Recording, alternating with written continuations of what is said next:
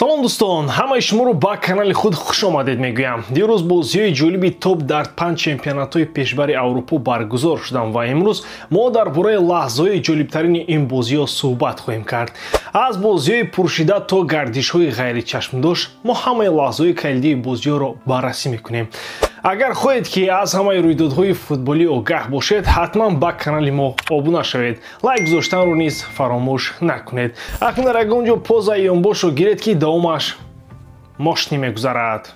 Дерби Мадрид яке аз рақобатҳои асосии футболи Аврупост. Ду рақиби таърихӣ ки заду хурдҳои онҳо бо ҷанҷолҳои сиёсӣ, корпартоӣ ва заду хурдҳои байни мухлисони ашадӣ ҳамроҳ буданд. Барои Диего Симеоне ва Антуан Гризман мубориза бар зидди Галактикосҳо ба як кори маъмулӣ табдил ёфтааст. Килиан Мбаппе метавонист бори аввал дар дерби ширкат кунад, аммо ҷароҳат ӯро аз майдон берун кард.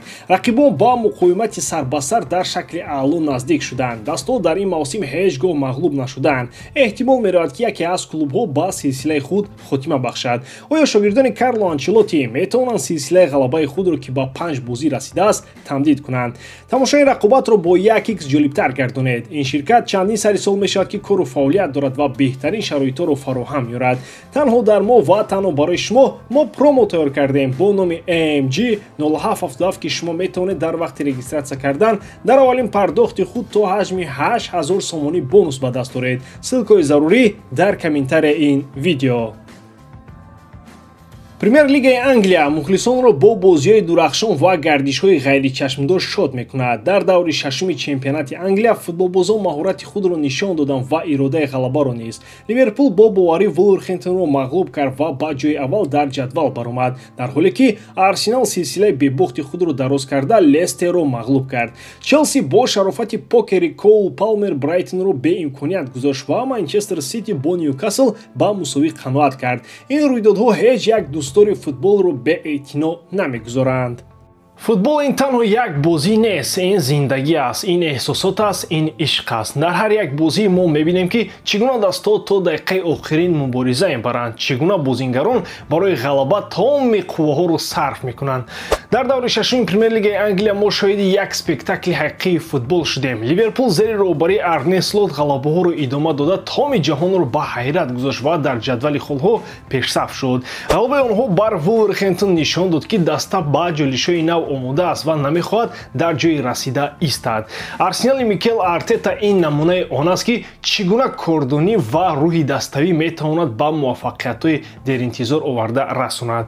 ғалабаи онҳо бар Лестер ва идомаи силсилаи бебохти ин натиҷаи кори сахт ва эътимод ба қувваҳои худ мебошад. Дар пеш онҳо як имтиҳони ҷиддӣ дар Лигаи Чемпионҳо доранд, аммо канонироҳо аллакай исбот карданд ки бо ҳар рақиб мубориза мебаранд. хусусан мехоҳам Коул Палмер аз Челсиро қайд кунам ки дар бозӣ бо Брайтон покер кард.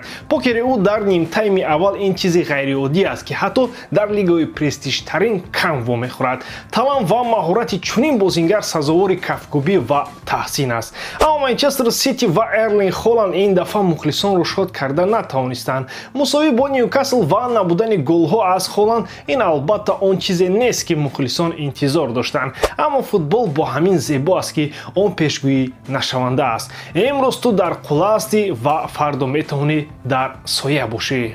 Дар даври шашуми серия А дастҳо бозии равшан ва драматик нишон доданд ки мухлисонро дар шӯру шавқ гузошт. рӯзи ҷумъа Милан бо ҳисоби 3-0 бар Лече ғалаба кард ва бартарии худро дар майдон нишон дод. рӯзи шанбе Ювентус дар сафар бо ҳисоби 3-0 бар Ҷеноа ғалаба кард бо шарофати ду голи Душан Влахович ва голи Консенсао. Туриньо таҳти роҳбарии Тиаго Мота силсилаи ғалабаҳои худро идома медиҳанд. дар 6 бозии серия А онҳо ба дарвозаи худ ягон гол сар надоданд. дар ҳамон рӯз Интер дар сафар бо ҳисоби 3-2 бар Удинезе ғалаба кард бо шарофати голҳои Давид Фратези ва дубли Лаутаро Мартинез. Интер силсилаи 3 бозии беғалабаи худро қатъ кард. Аталанта ва Болония мусовӣ бозӣ карданд бо ҳисоби 1-1 ки интрига дар ҷадвали мусобиқаро афзуд. ин бозиҳо таъқид мекунанд ки шиддати эҳсосот ва сатҳи баланди футболро ки дастҳои итолиёвӣ нишон медиҳанд. ҳамин тавр дӯстони азиз, даври шашуми серияи А ба мо лаҳзаҳои равшан ва натиҷаҳои ғайричашмдоштро пешкаш кард. Ювентус бо дифои қавӣ ва ҳамлаи самарабахши худ дар сафар бо ҳисоби 3-0 бар Ҷеноа ғалаба кард. Душан Влахович боз исбот кард ки яке аз беҳтарин ҳамлагарони Аврупо аст ва дубл кард. Таҳти роҳбарии Тиаго Мота Туриньо ҳанӯз ҳеҷ бозиро набохтанд ки ин ба мухлисонашон боварӣ мебахшад.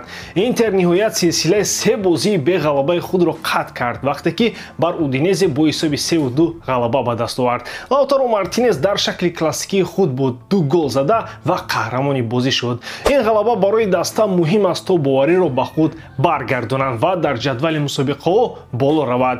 Бозии байни Аталанта ва Болония мусовӣ тамом шуд ки ғайричашмдоштии чемпионати италиявиро таъқид мекунад. Дар пеш мо бозиҳои ҷолиби навро интизорем ва мо бо шавқ пайгирӣ мекунем ки чӣ гуна рӯйдодҳо дар серияи А инкишоф меёбанд. Барои дастаҳои худ мухлисӣ кунед ва аз бозиҳо лаззат баред. Дар Бундеслига бозии муҳими ин мавсим гузашт агар гӯем ҳам хато намекунем, чунки Бавария ва Байер айни ҳол ҳамон дастаҳое ҳастанд ки барои қаҳрамонӣ мубориза мебаранд. Дар дақиқаи 31-ум бозии байни Бавария ва Байер ҳуҷумгари меҳмонон Роберт Андрих ҳисобро кушод ва мухлисони Баварияро як лаҳза ба ҳайрат гузошт. Аммо пас аз 8 дақиқа Александр Павлович бозингарони мюнхениро ба рақобат баргардон ва ҳисобро баробар кард. Ҳамин тавр бозии даври панҷуми Бундеслига бо ҳисоби 1-1 ба поён расид ва силсилаи пирӯзиҳои 6 бозии Бавария таҳти роҳбарии Винсан Компани ки тобистон ба даст омад қатъ шуд. Барои Байер ин чорумин бозии пайдарпай бебохт аз Бавария шуд, 2 ғалаба ва 2 мусовӣ. Бори охир ливеркузениҳо дар моҳи сентябри соли 2022 бо ҳисоби 0-4 ба мюнхениҳо мағлуб шуда буданд. Дӯстони азиз, чӣ хеле ки мебинем, футбол на танҳо бозӣ, балки драмаи ҳақиқиест пур аз гардишҳои ғайричашмдошт ва интригаҳо. Мусови байни Бавария ва Байер намунаи равшани ин аст. Винсан Компани ки тобистон ба Бавария омад, аллакай бол силсилаи пирӯзиҳои 6 бозияш дили мухлисонро ба даст овард. Аммо тавре мегӯям пирӯзиҳои абадӣ вуҷуд надоранд. Байер таҳти роҳбарии Хаби Алонсо устуворӣ ва маҳоратро нишон дода тавонист мусовиро нигоҳ дорад. Ин на танҳо статистика, балки дӯстоне аст ки чӣ гуна ду даста барои ҳар як хол, барои ҳар як имконият мубориза мебаранд. Байер аллакай 4 бозӣ пайдарпай аз Бавария мағлуб намешавад ва ин аз бисёр чизҳо шаҳодат медиҳад. Дар футбол на танҳо зарба задан, балки зарбаро нигоҳ доштан, тамаркузро нигоҳ доштан ва то охир мубориза бурдан муҳим аст. Бозии шабина барои ҳамаамон дарс аст. Дар зиндагӣ чӣ тавре ки дар футбол муҳим аст ки таслим нашавем, ҳатто агар рақиби қавитарин бар зидди ту бозӣ кунад. Ва ки медонад, шояд маҳз чунин лаҳзаҳо ҳамон сеҳрро эҷод мекунад ки мо ҳама ин қадар дӯст медорем дар ин бозӣ. Дар даври 8-уми Ла Лига Барселона аввалин бохти худро таҳти роҳбарии Ханси Флик таҷриба кард ва бо ҳисоби 2-4 аз Осасуна мағлуб шуд. Ин бохт барои каталониҳо дар чемпионат аз моҳи май, вақте ки онҳо аз Жирона мағлуб шуданд, аввалин буд. Аз он вақт 11 ғалаба пайдарпай буд. Ин ҷолиб аст ки Барселона зиёда аз 4 сол ба Осасуна мағлуб нашуда буд ва бори охир дастаи Памплона каталониҳоро дар моҳи июли соли 2020 мағлуб карда буд. Дар бозии хонагӣ Осасуна аз соли 2012 Барселонаро мағлуб накарда буд. қайд кардан лозим аст ки бохти бо ҳисоби 2-4 натиҷаи бозии 40 сол пешро такрор кард. Вингери Барселона Ламин Ямал ба ҷамъоварии 9-умин хол дар мавсими Ла Лига аз рӯи системаи голҷамъи паст идома медиҳад. Ин футболбози 17-сола дар мусобиқаи ҷорӣ голи чоруми худро зад ва 5 паси натиҷадор дод ки бо Роберт Левандовски дар шумораи амалиёти натиҷадор дар байни бозингарон ҷои аввалро тақсим мекунад.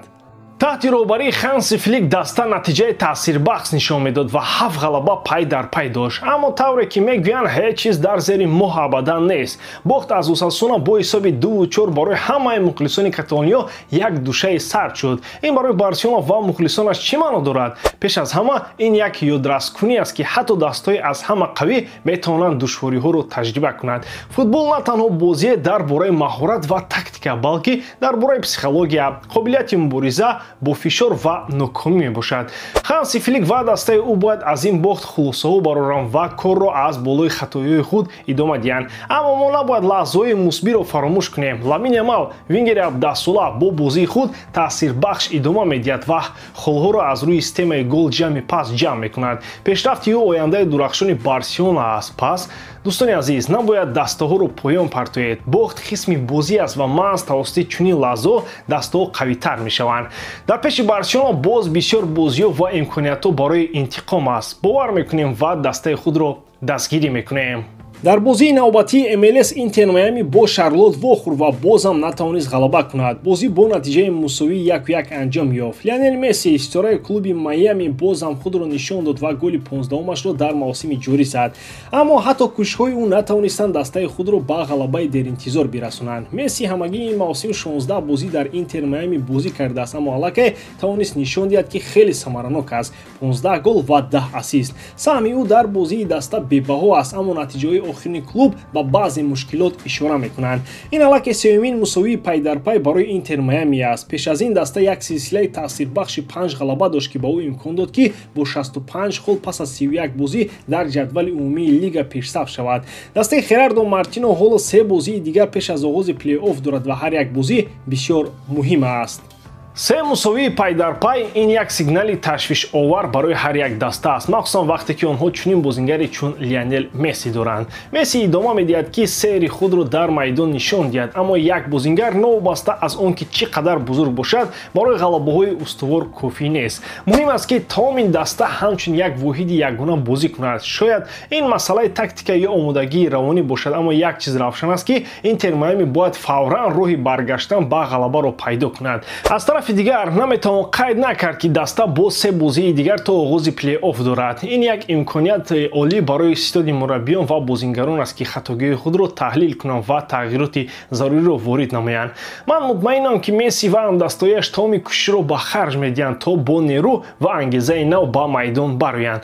Умедворем ки дар бозиҳои наздик мо Интер Майамиро дар беҳтарин шакли худ мебинем, омода барои мубориза барои трофеи асосӣ. Зеро маҳз чунин лаҳзаҳо футболро чунин ҷазоб ва ғайри пешгӯинашаванда мекунанд. Бо мо бимонед ва мо якҷоя рушди рӯйдодҳоро пайгирӣ хоҳем кард. ба ҳамин тамом боридарам ки эҷодкории ман ба шумо писанд меояд. Лайк, комментария ва дар канал обуна шуданро аз ёд набароред. бо шумо мисли ҳар вақта Муҳаммад Гаиров. Хай бародарон, дар паноҳи Аллоҳ.